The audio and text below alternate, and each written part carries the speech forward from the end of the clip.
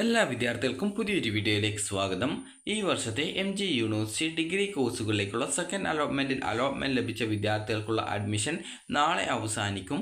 ഇതുവരെ ഈ ഒരു സെക്കൻഡ് അലോട്ട്മെൻറ്റ് ലഭിച്ച വിദ്യാർത്ഥികൾ അഡ്മിഷൻ നേടാതിരിക്കുകയാണെങ്കിൽ ലഭിച്ച അലോട്ട്മെൻറ്റ് നഷ്ടമാകുന്നതായിരിക്കും. അക്കാര്യം വിദ്യാർത്ഥികൾ പ്രത്യേകം ശ്രദ്ധിക്കേണ്ടതാണ്. അപ്പോൾ വിദ്യാർത്ഥികൾക്ക് ടെമ്പററി അതുപോലെ തന്നെ പെർമനൻറ്റ് അഡ്മിഷൻ ഈ ഒരു രീതിയിൽ രണ്ട് ഓപ്ഷൻസ് ആണ് ഉള്ളത്. നിങ്ങൾക്ക് പെർമനൻറ്റ് അഡ്മിഷനാണ് എടുക്കുന്നതെങ്കിൽ വിദ്യാർത്ഥികൾ കോളേജിൽ നേരിട്ട് പോയിട്ട് അഡ്മിഷൻ നേടേണ്ടതായിട്ടുണ്ട്. അതുപോലെ തന്നെ ടെമ്പററി അഡ്മിഷനാണ് നേടുന്നതെങ്കിൽ വിദ്യാർത്ഥികൾ കോളേജിൽ നേരിട്ട് പോവേണ്ടതില്ല. എന്നാൽ കോളേജിൽ വിളിച്ച് നിങ്ങളുടെ അഡ്മിഷൻ നിങ്ങൾ ഉറപ്പുവരുത്തേണ്ടതാണ്. അതായത് ടെമ്പററി ആയിട്ടുള്ള അഡ്മിഷൻ നിങ്ങൾ ഉറപ്പാക്കേണ്ടതാണ്.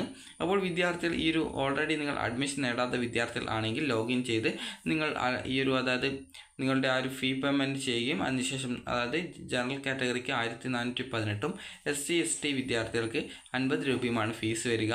അപ്പോൾ സ്ഥിരപ്രവേശനമാണ് നേടുന്നത് എങ്കിൽ വിദ്യാർത്ഥികൾ ഫീ പേയ്മെൻറ്റ് ചെയ്ത് നിങ്ങൾക്ക് ഫീ പേയ്മെൻറ്റ് ചെയ്ത ശേഷം നിങ്ങൾക്ക് അവിടെ അഡ്മിഷൻ മോഡ് എന്നുള്ളതിൽ പെർമനൻറ്റ് എന്നുള്ളത് സെലക്ട് ചെയ്യും. അതിനുശേഷം അലോട്ട്മെൻറ്റ് മെമ്മോ ഡൗൺലോഡ് എടുത്ത് നിങ്ങൾക്ക് അതത് കോളേജുകളിൽ ആവശ്യമായിട്ടുള്ള ഡോക്യുമെൻറ്റ്സും അതുപോലെ തന്നെ കോളേജിൽ അടക്കേണ്ട ഫീസ് വിളിച്ച് ചോദിച്ച് അന്വേഷിക്കുകയും ഫീസ് എടുത്തുകൊണ്ട് നിങ്ങൾ കോളേജിൽ പോയിട്ട് അഡ്മിഷൻ നേടുകയുമാണ് ചെയ്യേണ്ടി വരിക.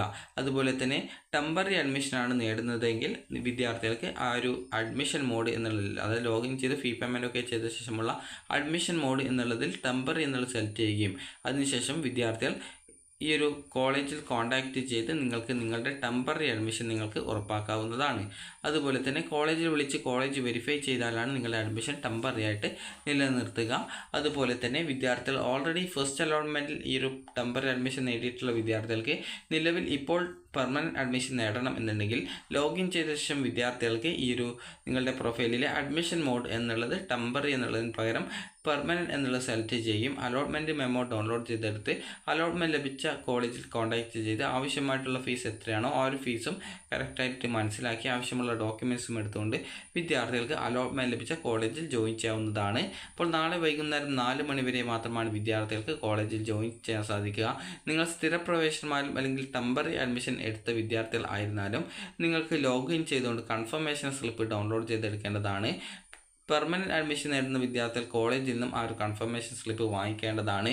ടെമ്പററി അഡ്മിഷൻ നേടുന്ന വിദ്യാർത്ഥികൾ കോളേജിൽ കോൺടാക്റ്റ് ചെയ്ത് അത് വെരിഫൈ ചെയ്യാനായിട്ട് ടെമ്പററി അഡ്മിഷൻ വെരിഫൈ ചെയ്യാനായിട്ട് പറയേണ്ടതാണ്. അതുപോലെ തന്നെ വിദ്യാർത്ഥികൾക്ക് അതായത് ടെമ്പററി അഡ്മിഷൻ നേടുന്ന വിദ്യാർത്ഥികൾ നിങ്ങൾ പ്രൊഫൈൽ ലോഗിൻ ചെയ്തുകൊണ്ട് വിദ്യാർത്ഥികളുടെ കൺഫർമേഷൻ സ്ലിപ്പ് അതായത് നിങ്ങൾ ടെമ്പററി അഡ്മിഷൻ നേടി എന്നുള്ളതിന് ഉറപ്പാക്കുന്നതിനായിട്ടാണ് കൺഫർമേഷൻ സ്ലിപ്പ് ഡൗൺലോഡ് ചെയ്യാനായിട്ട് പറയുന്നത്. അപ്പോൾ കൺഫർമേഷൻ സ്ലിപ്പ് ഡൗൺലോഡ് ചെയ്ത് നിങ്ങളുടെ കയ്യിൽ വെക്കേണ്ടതാണ്. അത് പ്രിൻ്റ് ഔട്ട് എടുത്ത് വെക്കേണ്ടതാണ്.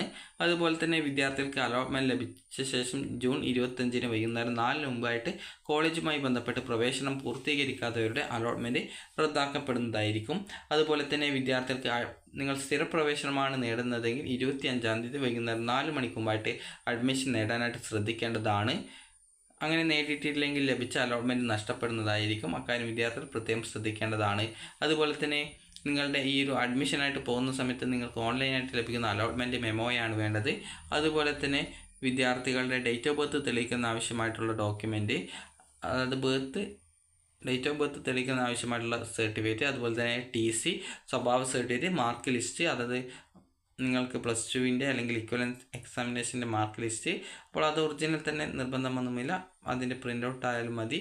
അതുപോലെ തന്നെ കാരണം ഒറിജിനൽ എല്ലാവർക്കും കിട്ടിയിട്ടുണ്ടാവില്ല, കിട്ടിയിട്ടുണ്ടെങ്കിൽ ഒറിജിനൽ എടുക്കുക. അതുപോലെ തന്നെ eligibility certificate from Mahatma Gandhi university അതായത് നിങ്ങൾ HSC, VHSC, അതുപോലെ THSC, CBSE, CIS ഇങ്ങനെയുള്ള ബോർഡുകളിൽ നിന്നെല്ലാം നിങ്ങൾ പാസ്സായതെങ്കിൽ നിങ്ങൾക്ക് അതായത് എലിജിബിലിറ്റി സർട്ടിഫിക്കറ്റ് മഹാത്മാഗാന്ധി യൂണിവേഴ്സിറ്റിയിൽ നിന്ന് ലഭിക്കുന്നത് ആവശ്യമാണ്. അതുപോലെ തന്നെ കേരളത്തിന് പുറത്ത് +2 പഠിച്ചവരാണെങ്കിൽ മൈഗ്രേഷൻ സർട്ടിഫിക്കറ്റ് ആവശ്യമാണ്. അതുപോലെ തന്നെ കാസ്റ്റ് സർട്ടിഫിക്കറ്റ് അതായത് SC/ST വിദ്യാർത്ഥികൾക്ക് കാസ്റ്റ് സർട്ടിഫിക്കറ്റ് ആണ്. അതുപോലെ തന്നെ മറ്റെന്തെങ്കിലും ഡോക്യുമെൻറ്റ് നിങ്ങളോട് ഇൻസ്റ്റിറ്റ്യൂട്ടിൽ നിന്ന് ഹാജരാക്കാൻ പറഞ്ഞിട്ടുണ്ടെങ്കിൽ ഡോക്യുമെൻ്റാണ് വേണ്ടത്. അതുപോലെ തന്നെ SC/BC കാറ്റഗറിയിലുള്ള വിദ്യാർത്ഥികൾ നോൺ ക്രിമിനൽ സർട്ടിഫിക്കറ്റാണ് ഹാജരാക്കേണ്ടത്. SC/BCയിലാണ് OBC ഒക്കെ ഉൾപ്പെടുക. അതുപോലെ തന്നെ ഇൻകം സർട്ടിഫിക്കറ്റാണ് വേണ്ടത്. EWS വിദ്യാർത്ഥികൾക്ക് ഇൻകം ആൻഡ് അസറ്റ് സർട്ടിഫിക്കറ്റാണ് വേണ്ടത്. അപ്പോൾ അതുപോലെ തന്നെ നിങ്ങൾക്ക് വല്ല ബോണസോ അല്ലെങ്കിൽ വെയിറ്റേജോ ഉണ്ടെങ്കിൽ അത് തെളിയിക്കുന്നതിന് ആവശ്യമായിട്ടുള്ള ഡോക്യുമെൻറ്റുകളുമാണ് വിദ്യാർത്ഥികൾക്ക് അഡ്മിഷന് പോകുന്ന സമയത്ത് വേണ്ടത്.